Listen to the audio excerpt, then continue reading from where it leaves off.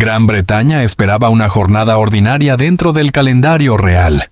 Los medios especializados hablaban de una reunión protocolaria. Los funcionarios preparaban comunicados cuidadosamente redactados y los observadores de la monarquía anticipaban poco más que una actualización sobre futuras responsabilidades institucionales. Sin embargo, lo que parecía una ceremonia rutinaria terminó convirtiéndose en uno de los momentos más significativos del reinado de Carlos III. En el corazón de Londres, dentro del complejo entramado de tradición y simbolismo que rodea a Buckingham Palace, el rey pronunció unas palabras que rápidamente trascendieron el protocolo. No se trataba únicamente de reconocer el lugar de Catherine dentro de la familia real. Lo que Carlos hizo fue mucho más profundo. Presentó públicamente a la princesa de Gales como el rostro moral y emocional de la próxima etapa de la monarquía británica. A simple vista, la declaración parecía breve. Pero en la política de la realeza, donde cada palabra es estudiada y cada gesto puede convertirse en un mensaje institucional, aquellas frases tuvieron un impacto extraordinario. El monarca afirmó que el futuro de la corona dependería no solamente de la sucesión legal, sino también del carácter, el servicio y la confianza que los futuros soberanos fueran capaces de inspirar en el pueblo. La importancia de esa afirmación no puede ser subestimada. Durante siglos, la monarquía británica ha sobrevivido gracias a una combinación de tradición, estabilidad y adaptación. La sucesión garantiza la continuidad constitucional, pero la legitimidad emocional depende de algo mucho más difícil de obtener: la confianza pública. En una época marcada por cambios sociales, cuestionamientos institucionales y una vigilancia mediática permanente, la popularidad y credibilidad de los futuros miembros de la corona se han convertido en activos tan importantes como los títulos mismos.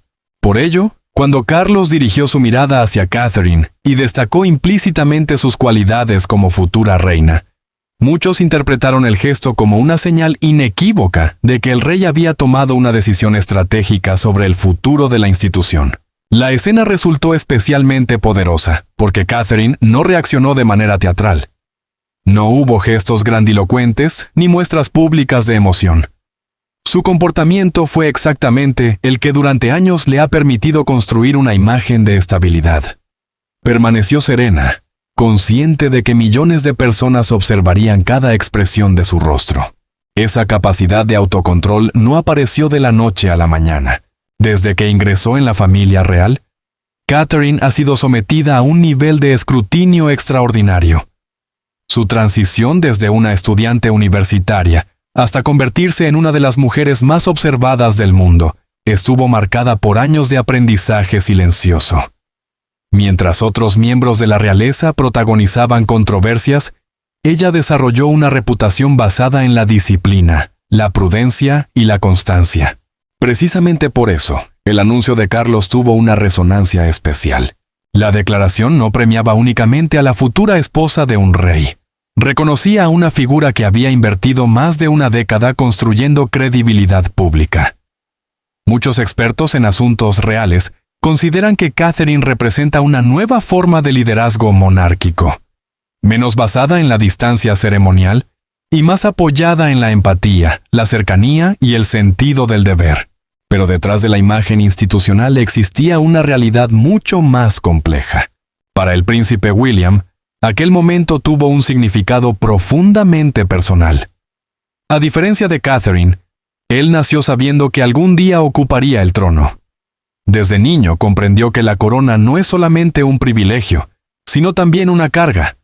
Ha visto cómo la presión pública puede afectar relaciones familiares, alterar vidas privadas y transformar problemas personales en asuntos de interés nacional. Por esa razón, mientras muchos observaban el anuncio como una celebración, William probablemente percibía también el peso de las responsabilidades que acababan de recaer sobre los hombros de su esposa. Convertirse en futura reina no significa únicamente participar en ceremonias oficiales o representar a la nación en eventos internacionales. Significa vivir bajo expectativas permanentes. Cada decisión relacionada con la familia, la salud, la educación de los hijos e incluso la vida cotidiana adquiere una dimensión pública. Y esa realidad era imposible de ignorar. Sin embargo, la persona cuya reacción generó más especulación fue Camila. La reina consorte permaneció en silencio durante el anuncio. No expresó desacuerdo ni realizó ningún gesto que pudiera interpretarse como oposición. Pero dentro de los círculos reales, muchos comprendieron inmediatamente la complejidad emocional del momento. Durante décadas, Camila enfrentó una batalla difícil por la aceptación pública. Su historia junto a Carlos estuvo marcada por controversias, críticas y comparaciones constantes. El camino hasta convertirse en reina consorte fue largo y lleno de obstáculos. Por eso, escuchar que otra mujer era presentada como el símbolo del futuro podía resultar inevitablemente doloroso. No porque cuestionara las capacidades de Catherine, no porque dudara del futuro de William, sino porque el lenguaje utilizado por Carlos parecía trasladar el centro de gravedad emocional de la monarquía desde el presente hacia el futuro. Desde una perspectiva humana, esa sensación es comprensible. Las instituciones suelen hablar de continuidad, como si fuera un proceso administrativo. Sin embargo, detrás de cada transición existen personas reales que deben aceptar que una nueva generación comienza a ocupar el espacio que antes les pertenecía. Y precisamente ahí reside la dimensión más interesante de este episodio. La declaración de Carlos no fue solamente un acto político. Fue también una decisión emocional. Como rey, necesitaba preparar el futuro. Como padre, deseaba fortalecer la posición de William. Como suegro, confiaba en Catherine. Y como esposo, sabía que su decisión podía generar incomodidad en Camila. La grandeza y la dificultad del liderazgo consisten precisamente en enfrentar este tipo de contradicciones. Los monarcas no gobiernan únicamente a través de leyes o discursos. También toman decisiones simbólicas que afectan percepciones, relaciones y emociones. En este caso, Carlos eligió priorizar la preparación del futuro sobre la comodidad del presente. Aquella tarde, mientras los aplausos llenaban la sala y los titulares comenzaban a formarse en las redacciones de todo el país, quedó claro que algo había cambiado. La sucesión seguía siendo la misma. La Constitución no había sido modificada. Los títulos permanecían intactos. Y, sin embargo, la percepción pública de la monarquía había comenzado a desplazarse. Por primera vez de forma tan explícita, el rey Carlos III no solo habló del mañana. Le dio un rostro. Ese rostro era Catherine. Y con una sola declaración, el monarca convirtió a la princesa de Gales en el símbolo más visible de la próxima era de la corona británica. La declaración del rey Carlos había terminado, pero sus consecuencias apenas comenzaban. Mientras los titulares se multiplicaban en los medios británicos y las imágenes del acto eran repetidas una y otra vez por las cadenas de televisión, dentro de los muros del palacio se desarrollaba una realidad mucho más compleja. El anuncio no había otorgado una nueva corona a Catherine, ni había cambiado oficialmente la línea de sucesión. Sin embargo, algo mucho más importante estaba ocurriendo. El proceso de preparación para el próximo reinado había dejado de ser una conversación privada para convertirse en una prioridad institucional visible. Por primera vez, la futura reina ya no era simplemente una posibilidad lejana. Ahora era una responsabilidad nacional. La mañana siguiente al anuncio, ofreció una imagen reveladora de cómo funcionan realmente las estructuras de poder dentro de la monarquía británica. Ninguna ley había cambiado durante la noche, pero los comportamientos sí comenzaron a hacerlo. Los asesores modificaron el lenguaje utilizado en reuniones internas. Las invitaciones oficiales fueron revisadas. Las agendas comenzaron a reorganizarse. Y en numerosas conversaciones privadas, apareció una pregunta que hasta entonces se formulaba únicamente en voz baja. ¿Cómo preparar a Catherine para convertirse en reina? Para comprender la magnitud de esta transformación, es necesario entender que las monarquías modernas sobreviven gracias a la planificación a largo plazo. A diferencia de los gobiernos elegidos democráticamente, que pueden cambiar cada pocos años, las casas reales están obligadas a pensar en décadas. Cada transición debe prepararse con antelación para evitar vacíos de liderazgo o crisis de confianza. Carlos lo sabía mejor que nadie. Había pasado gran parte de su vida esperando convertirse en rey. Conocía el peso psicológico de la preparación constante. Sabía lo que significaba vivir bajo la sombra del futuro, y precisamente por eso decidió acelerar el proceso de formación de Catherine. Los informes comenzaron a llegar a su despacho. Documentos relacionados con compromisos diplomáticos, programas de representación internacional, asuntos vinculados a organizaciones benéficas, protocolos constitucionales, relaciones con la Commonwealth, gestión de crisis nacionales. Todo aquello que una futura reina necesitaría comprender. Lo que para muchos ciudadanos podía parecer un privilegio extraordinario, para Catherine comenzó a sentirse como una carga inmensa, porque cada nuevo informe implicaba una verdad difícil de ignorar. Su vida estaba cambiando, y posiblemente para siempre. Durante años, Catherine había logrado construir un delicado equilibrio entre sus obligaciones públicas y su vida familiar. Había protegido cuidadosamente la privacidad de sus hijos, mantenido una imagen de normalidad y evitado convertirse en una figura excesivamente política dentro de la institución. Ahora, sin embargo, el sistema parecía empujarla hacia una nueva etapa, una etapa donde cada decisión tendría consecuencias mucho mayores. Los observadores reales suelen hablar de la popularidad de Catherine como una de sus mayores fortalezas. Sin embargo, pocas veces se menciona el lado oscuro de esa popularidad. La admiración pública genera expectativas, y las expectativas generan presión. Millones de personas comenzaron a verla como la garantía de estabilidad de la próxima generación de la monarquía. Para algunos, ella representaba la continuidad. Para otros, la modernización. Para muchos, era la figura más confiable de toda la familia real. Pero precisamente ahí surgía el problema.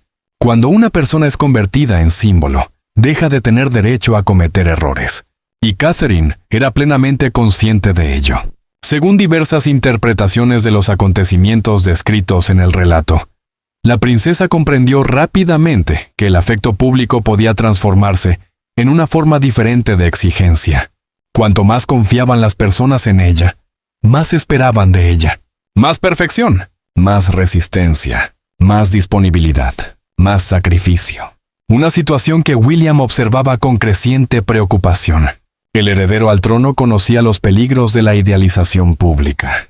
Había visto cómo la vida de su madre, la princesa Diana, fue moldeada por expectativas imposibles de satisfacer. Había aprendido que el cariño popular puede convertirse en una prisión cuando la imagen pública comienza a eclipsar a la persona real. Por eso insistía constantemente en proteger a Catherine. No quería que la institución confundiera su capacidad de servicio con una obligación de soportarlo todo. No quería que el palacio interpretara su compromiso como una invitación a exigirle más y más responsabilidades. Pero el desafío ya estaba en marcha. Y el propio Carlos parecía convencido de que no existía otra alternativa. El rey entendía que la monarquía atravesaba una etapa delicada. El número de miembros activos se había reducido. La confianza pública necesitaba fortalecerse. La próxima generación debía asumir un papel más visible. Y entre todos los posibles candidatos, Catherine aparecía como la figura más preparada para asumir ese desafío. Sin embargo, mientras el rey observaba el futuro institucional, Camila contemplaba una realidad mucho más emocional. La reina consorte comenzó a notar pequeños cambios. Detalles aparentemente insignificantes, pero profundamente reveladores. Algunas reuniones empezaban a girar alrededor de Catherine. Ciertos eventos se planificaban pensando en su presencia. Los asesores hablaban cada vez más del próximo reinado. Y poco a poco surgía una sensación difícil de ignorar. El foco se estaba desplazando. Para cualquier persona, aceptar el paso del tiempo puede resultar complicado. Para alguien que ha luchado durante décadas por alcanzar reconocimiento público, puede ser aún más difícil. Camila no discutía el futuro. Lo que le costaba aceptar era la velocidad con la que ese futuro parecía acercarse. La situación alcanzó un punto especialmente delicado cuando se reorganizaron varios compromisos oficiales para incluir a Catherine en eventos diplomáticos de alto nivel. Aquellas decisiones tenían una lógica institucional evidente. Preparar a la futura reina requería experiencia, y la experiencia solo podía obtenerse participando. Sin embargo, desde una perspectiva humana, cada nuevo compromiso compartido podía interpretarse como una señal de transición. como una anticipación simbólica del cambio que algún día llegaría. La tensión aumentó, no porque existiera una guerra abierta, sino porque las emociones rara vez necesitan enfrentamientos públicos para hacerse sentir. La verdadera batalla se libraba en silencio, entre el deber y los sentimientos, entre el presente y el futuro, entre la estabilidad institucional y las heridas personales. Y en medio de todo ello se encontraba Catherine, una mujer que jamás había pedido ocupar el centro de aquella disputa. La paradoja era evidente. La misma falta de ambición que inspiraba confianza en Carlos era precisamente lo que hacía que Catherine se sintiera incómoda con el protagonismo creciente. Ella no deseaba reemplazar a nadie. No quería competir con Camila. No buscaba acelerar ninguna transición. Simplemente intentaba cumplir con sus responsabilidades. Sin embargo, la historia parecía avanzar más rápido que sus propios deseos. A medida que las semanas transcurrían, una conclusión comenzó a imponerse dentro del palacio. La preparación ya no podía detenerse. El futuro estaba en movimiento. Los equipos de trabajo se adaptaban. Las responsabilidades crecían. Las expectativas aumentaban. Y la figura de Catherine adquiría una dimensión cada vez más relevante dentro del proyecto de continuidad diseñado por Carlos III. Pero cuanto más ascendía institucionalmente, más evidente se volvía el costo humano de ese ascenso. Porque detrás de los títulos, los protocolos y las ceremonias, existía una realidad que pocas personas podían comprender. Cada paso hacia el trono implicaba alejarse un poco más de la vida ordinaria. Cada nueva responsabilidad reducía el espacio para la privacidad. Cada reconocimiento público traía consigo una carga emocional adicional. Y aunque el país comenzaba a ver en Catherine a la futura reina ideal, ella misma seguía enfrentándose a una pregunta profundamente personal. ¿Cómo aceptar un destino histórico sin perder la identidad que la había convertido en la persona adecuada para asumirlo? La respuesta aún no había llegado. Pero muy pronto, un encuentro privado entre Catherine y Camila obligaría a ambas mujeres a enfrentarse cara a cara, con una verdad que ninguna podía seguir evitando. Una conversación sin asesores, sin protocolos, sin discursos preparados. Una conversación que podría redefinir para siempre la relación entre el presente y el futuro de la corona británica. Si la transición debía representar continuidad, entonces no bastaba con reorganizar agendas, entregar informes o ampliar funciones. Era necesario resolver el conflicto emocional que empezaba a dividir el corazón del palacio. Por eso, el encuentro privado entre Catherine y Camila adquirió una importancia decisiva. No fue una reunión oficial. No hubo asesores tomando notas. No hubo lenguaje diplomático ni frases diseñadas para la prensa. Fue una conversación entre dos mujeres atrapadas por la misma institución, aunque desde posiciones muy distintas. Camila había luchado durante décadas para ser aceptada junto al rey. Catherine, en cambio, acababa de ser presentada como la mujer destinada a ocupar algún día el lugar que Camila todavía ejercía. La tensión era inevitable, pero la rivalidad no tenía por qué serlo. Catherine fue la primera en romper el silencio. No intentó justificar el anuncio del rey ni fingir que las palabras de Carlos no habían tenido consecuencias. Con serenidad, dejó claro que nunca había pedido ser elevada de una manera que hiciera parecer que el presente de Camila ya había terminado. Aquella frase cambió el tono de la conversación. Camila no necesitaba una disculpa teatral. Necesitaba ser reconocida. Necesitaba escuchar que su incomodidad no era producto de la vanidad, sino de una herida humana comprensible. Durante años, había soportado comparaciones, críticas y cuestionamientos.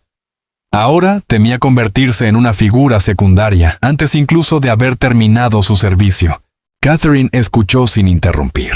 Ese silencio fue importante. En la vida pública, muchas personas responden al dolor ajeno intentando defenderse. Catherine eligió otra vía. Permitió que Camila expresara su temor sin convertirlo en una acusación personal. Esa actitud reveló una de las razones por las que Carlos confiaba tanto en ella. Su fuerza no estaba en imponerse, sino en sostener la tensión sin romper el vínculo. Luego Catherine reveló su propio miedo. Convertirse en reina no le parecía una victoria. Le parecía una puerta que se cerraba sobre la vida ordinaria. Sabía que su matrimonio, sus hijos, su salud, sus decisiones privadas y hasta sus silencios serían observados con una intensidad cada vez mayor. Para el público, el anuncio podía sonar como una confirmación gloriosa. Para ella, también era una advertencia. Camila comprendió entonces que Catherine no estaba celebrando su reemplazo. También estaba pagando un precio. Ese reconocimiento mutuo transformó la relación entre ambas. Camila dejó de ver a Catherine únicamente como la mujer que representaba el futuro. Catherine dejó de ver a Camila únicamente como la figura herida por la transición. Las dos entendieron que la monarquía exige una forma de sacrificio que rara vez se ve desde fuera. A partir de ese momento, el conflicto comenzó a cambiar. No desaparecieron las diferencias, no se borraron las heridas, pero la tensión dejó de alimentar una narrativa de competencia. Cuando ambas mujeres aparecieron juntas en una recepción diplomática, la imagen tuvo un enorme valor político. Camila no estaba siendo expulsada del presente. Catherine no estaba adelantando el futuro. Las dos caminaban lado a lado, mostrando que la continuidad no tenía por qué construirse sobre la humillación de una generación anterior. Para Carlos, aquella escena confirmó algo que ningún discurso podía garantizar: la unidad visible de la familia real. La monarquía puede preparar documentos, diseñar estrategias y controlar comunicados, pero no siempre puede fabricar autenticidad. En ese gesto compartido entre Catherine y Camila, hubo una señal de madurez institucional. El público lo percibió de inmediato. Los medios hablaron de estabilidad. Los partidarios de la familia real vieron en Catherine una figura preparada. Los críticos, aunque escépticos, reconocieron que la transición había sido presentada con una habilidad notable. Pero el verdadero significado del episodio no estaba solo en la fotografía. Estaba en lo que representaba. Una monarquía consciente de que su supervivencia depende de la emoción pública tanto como del protocolo. Catherine entendió finalmente que su papel no consistía en sustituir a nadie, sino en custodiar lo que vendría después. Aceptó que su destino ya no podía permanecer en silencio. Ser futura reina implicaba prepararse, aprender, resistir y representar. Pero también implicaba proteger los valores que la habían hecho digna de confianza. En una conversación posterior con Carlos y William, Catherine dejó clara su posición. Aceptaría las responsabilidades necesarias, pero no permitiría que la corona la separara de su familia, de su humanidad, ni de la compasión que siempre había guiado su servicio. Esa declaración fue fundamental, porque una monarquía sin compasión se convierte en espectáculo vacío. Un deber sin familia se vuelve aislamiento. Y una autoridad sin humildad termina destruyendo la confianza que pretende proteger. Carlos comprendió que esas palabras confirmaban su decisión. No había elegido a Catherine porque pareciera perfecta, sino porque entendía el peso de la imperfección humana. Su fortaleza estaba precisamente en no desear el poder por sí mismo. William, por su parte, prometió que ella no cargaría sola con ese destino. Su futuro reinado no debía ser una actuación solitaria, sino una alianza. El trono podía aislar, pero ellos intentarían enfrentarlo como pareja, como padres y como representantes de una nueva etapa. Camila también aceptó su lugar dentro de esa continuidad. No como una figura vencida, sino como parte del puente entre dos épocas. Su servicio no quedaba eliminado por el ascenso simbólico de Catherine. Al contrario, podía formar parte de una transición más digna y menos conflictiva. Así, el anuncio que comenzó como una declaración real, terminó convirtiéndose en algo mucho más profundo. Una promesa familiar, institucional y emocional. Carlos aseguró su legado al preparar el futuro. Camila protegió su dignidad al aceptar la transición sin desaparecer. William reafirmó su papel como futuro rey acompañado por una verdadera compañera. Y Catherine aceptó la historia sin perderse a sí misma. El episodio deja una conclusión clara desde el análisis periodístico. La monarquía británica ya no puede sostenerse únicamente sobre ceremonias antiguas. Necesita rostros capaces de generar confianza, historias capaces de conectar con el público y líderes que comprendan que el servicio moderno exige sensibilidad además de disciplina. Catherine aparece en este relato como la figura destinada a encarnar esa nueva etapa, no porque busque protagonismo, sino porque ha demostrado que la autoridad más duradera no nace del deseo de mandar, sino de la capacidad de servir. Cuando algún día llegue el momento de la transición definitiva, el país no verá simplemente a una mujer ocupar un título. Verá el resultado de años de preparación, sacrificio y resistencia silenciosa. Y tal vez esa sea la verdadera fuerza de Catherine, no haber corrido hacia la corona, sino haber aceptado su peso cuando la historia la llamó. Y mientras la historia de Catherine continúa escribiéndose ante los ojos del mundo, una pregunta sigue abierta. ¿Estará realmente preparada para afrontar el peso de la corona cuando llegue el momento definitivo? Solo el tiempo podrá responderlo. Lo que sí parece evidente es que la monarquía británica está entrando en una nueva etapa, una etapa marcada por desafíos, cambios profundos y decisiones que podrían definir su futuro durante generaciones. ¿Y usted?